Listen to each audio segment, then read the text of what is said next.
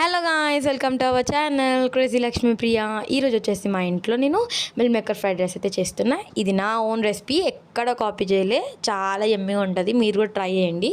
Firstly oil వేసేసుకొని అందులో mill makers అయితే ఫ్రై చేసుకోవాలి, వేడి వాటర్లో నుండి తీసి.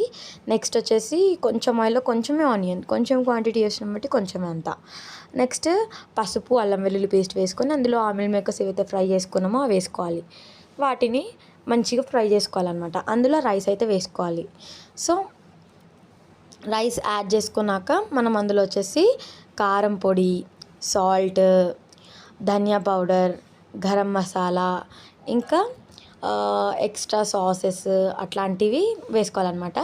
నేను మాత్రము ఇక్కడ వచ్చేసి సోయా సాస్ వేస్తున్నాను, ఇంకా వెనిగర్, ఇంకా చిల్లీ సాస్ అయితే వేస్తున్నాను అనమాట.